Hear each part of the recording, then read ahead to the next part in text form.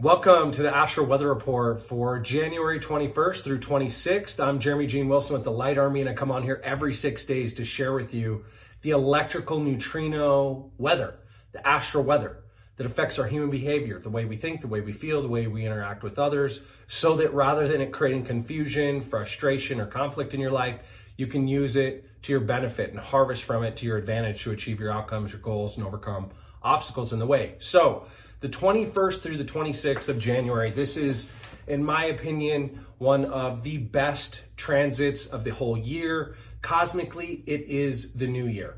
Our genetic personality systems go through a series of transits all year, and this is the Great Reset. So rather than the Gregorian calendar on January 1st, it's actually January 21st that we get a renewed reset of our morphogenetic field, right? And so the sun moves into gate 41 and the earth moves into gate 31.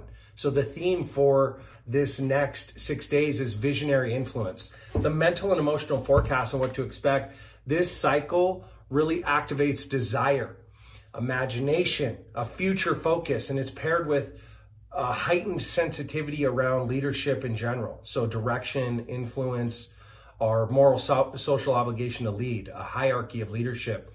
And so you might feel strong cravings for change or a new chapter. You might feel dissatisfaction with your current direction. You might just be finding yourself daydreaming, fantasizing, if you will. The difference between a dream and a fear is almost nothing. They're both delusion. They're both a projection of a worst case or best case scenario on the future. So, you might be in daydreaming, whether good, bad, or ugly, about what's next without clarity or exactly how to lead it, and just an overall increased awareness of who influences you and who you influence. So it's also a very social energy, but it's designed to be an audit. It's not designed for you to make knee-jerk reactions.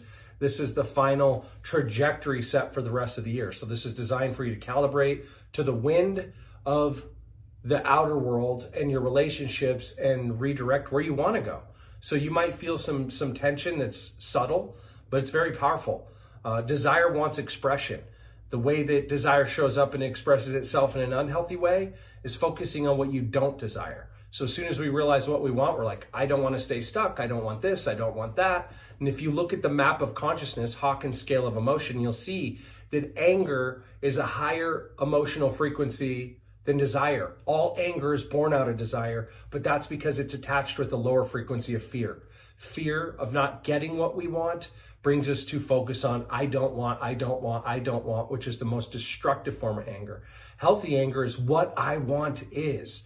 What I had before, what I want is, what I want for myself, what I want for you, what I want for the world, what I want for the future, right? So just focusing on your desire. Influence wants responsibility, right? You've heard the quote, with great power comes great responsibility, and that's the truth. If you have influence over people to lead, to guide, then yeah, it comes with a deeper sense of responsibility. So there's also a little bit of shame there. You have to own where you're not showing up in your fullest integrity, where you're showing up in your full obligational responsibilities, so that you can redeclare what you want. What I want is to set a better example, be a greater leader, be able to actually be a model other people are inspired to follow. So this week really teaches how vision creates gravity in our life. Unhealthy vision or an unhealthy vision gravitates our focus to either joyful momentum or dissatisfaction and stagnation. So it's our influence that determines our trajectory, our ability to influence ourselves, our ability to influence others. And when it comes to influence, there's nothing more powerful than questions. Questions direct the focus of the conscious and unconscious mind. So make sure you're journaling this week, asking yourself the right questions, using inquiry. Who would I be? What would I do without fear? Who would I be? What would I do without feeling obligated to the path I'm on? What am I pretending not to know? Right? Start asking yourself powerful questions. So now I'm going to specifically talk about the 41st signature. The sun has moved into the 41st signature, also known as gate 41 in human design. This is the gate of desire. It's the gate of imagination. Some people call it the seed, right? In the I Ching, they call it decrease.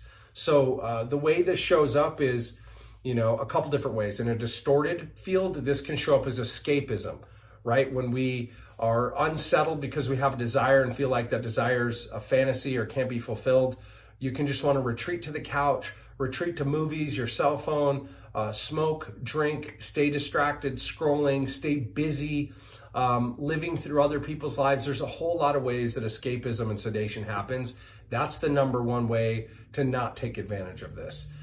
Fantasy without direction. It's okay to fantasize and dream, but rather than put your dream out, 15 years in the future, what's your dream 90 days from now? What level of progress and momentum would you like to be in? So that allows you to start seeing a trajectory to calibrate to.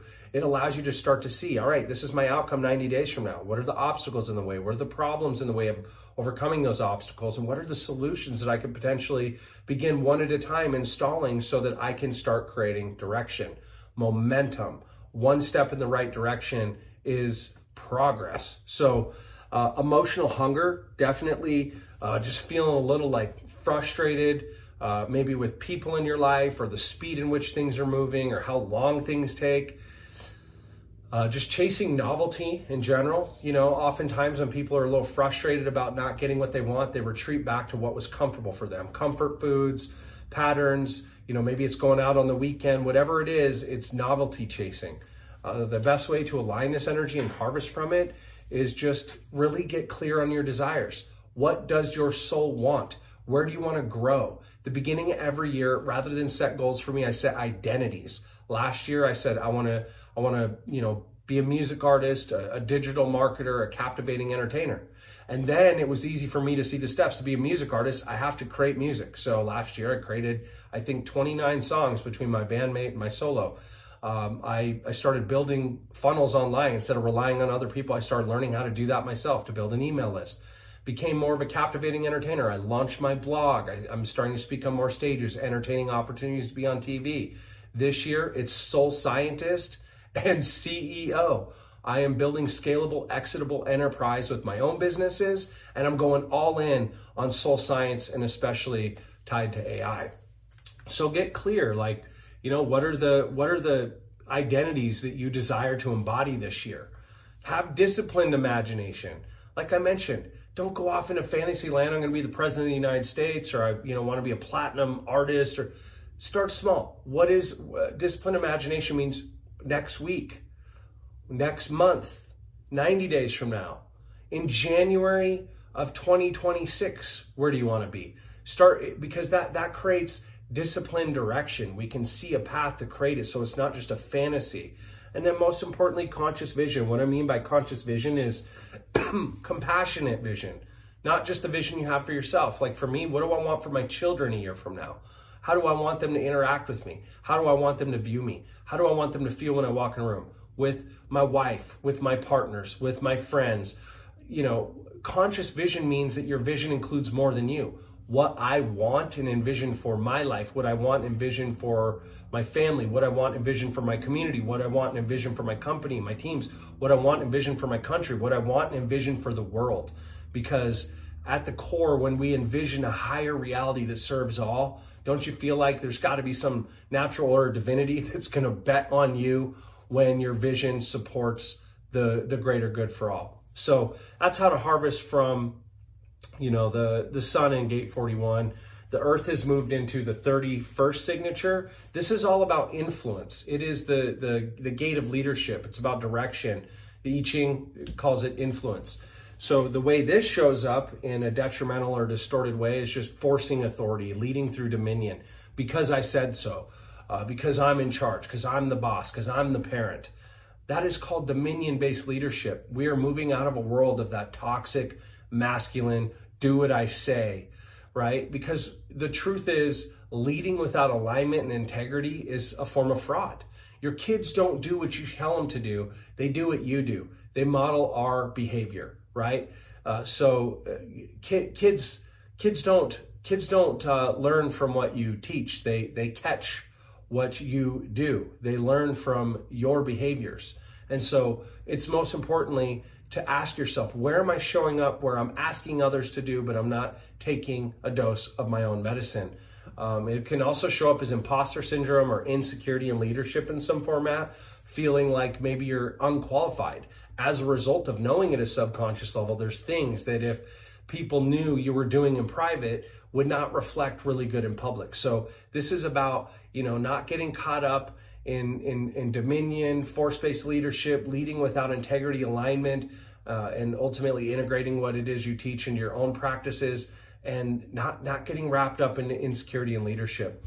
The way to align with this is natural influence. Like I mentioned before, that's through our modeling of our behaviors, the way we show up. People don't remember what you say, but they remember how you make them feel.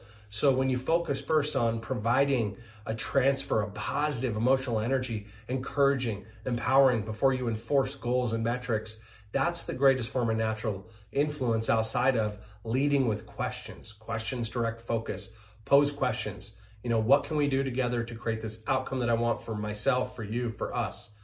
Hey, what do you want? Asking people what they want, getting clear on other people's personal, professional, financial goals. That creates the highest form of natural influence. Invited leadership. One of the first things I ever learned becoming a coach, an advisor, a mentor, a leader is this question. Are you open? Are you open to another perspective? Are you open to some feedback? Are you open to me sharing my perspective with an intention of helping you? Is that a definite yes? It might be uncomfortable to hear, might be uncomfortable for me to share, but you're open, understanding the intention is to serve us, right? So that's invited leadership, just making sure you get the opt-in, and then just guide with clarity. Make sure that you bullet point before you open your mouth. Make sure that you have structured, disciplined, preventative language so you're not just shooting from the hip and making assumptions. The core lesson of this transit of the earth is just like, influence really becomes powerful only and if when it's rooted in vision, not control. The job of a CEO or a founder of a company says, hey, this is a vision I have for the world becoming a better place as a result of our products and services. And this is a vision of how we each as a team achieve our individual, personal, professional, financial goals as a result of achieving the acute mission of our organization and enrolling people in the mission rather than telling them to row the boat. We've got to recalibrate and paint that vision over and over. So, just avoid chasing novelty to avoid discomfort or sedating your emotions or fantasizing, daydreaming without some kind of commitment to direction. Dreams without commitments are fantasies. It's delusion. Don't try and lead before you first align your own life. This year I'm going to be sharing a lot more about morning rituals and routines. And last year I was the most disciplined with it. So right now, one of my biggest commitments is becoming the best example leader of morning rituals before I offer that to my clients in the greater world. Don't seek influence for the form of validation, and definitely don't let your desires scatter your energy and take away your focus from your current commitments, obligations, and responsibilities. And just really clarify the future you really want. This is a great week to sit down and, what is my grand vision? What's my genius spiral, as Gay Hendricks says? I'm publishing an international bestseller this year. I'm moving toward purchasing a multi-million-dollar dream home for my family and traveling the world, lighting souls on fire, living happily ever after, exploring, teaching, training, right? Anchor that vision, build a vision board. I would also say just try not to dilute yourself, because once you do get into your visions, like I just did a hierarchy of mine. That's why I talk about the genius spiral. It starts at the bottom. What's the step that then opens up? What's the first domino? Channel your desire into one strategic direction, one major goal. What's one resource, one idea, one strategy that can move you toward that? Just focus on less and obsess, simplify it. And I would say, just some other high ROI habits this week. Write it down. Write down a 1-paragraph vision for the next chapter for 2026. Identify, like I just mentioned, one desire worth disciplined focus, right? What's the one domino that will move you closer to all your desires coming true? Reduce stimulation. Make sure that you reduce overstimulation. Create some peace and quiet so that you can sharpen your imagination. Put on a blindfold, be with some questions, play some soft music, and envision the reality you want to step into. Ask yourself in all areas of your life, personally, professionally, is this influence invited? Is it something where I feel there's an energy increase for all parties involved, or does it feel forced, like obligation, and it's an energy drain? And then make a decision that's aligned with your long-term direction related to that, whether it's exit, resolve, recommit to new terms, whatever that might be. And just be with the questions, like, what future am I consciously choosing to want versus the ones I was programmed by culture and the comparanoia of social media and the blue picket fence we were sold on sitcoms through the 90s, 2000s, et cetera. And, where am I meant to guide others through vision instead of instruction? Rather than telling people what to do and what we're doing, can we enroll people in our vision and allow that to be a vision that drives, motivates them as well? So yeah, this is a really important transit. I know this one ran a little long. By the way, the Breakthrough Lab, we're starting to get a pickup in attendance. It will be a paid community here soon, and the people that have been a part of the founders group are going to be grandfathered in for free. So if you want to make more money without selling your soul, access more joy, more love, more peace, higher self-worth, self-image, more flow state, and create a lot more cash doing it.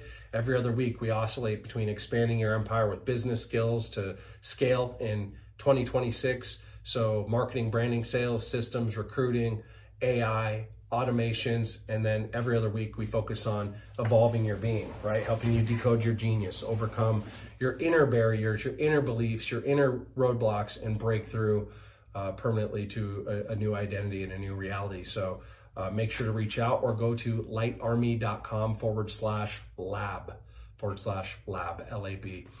In the meantime, remember what you are, remember what you aren't. You're not your thoughts or emotions. You are the light. You are the inhabitant. You are the soul. So go out, infinite love, shine on.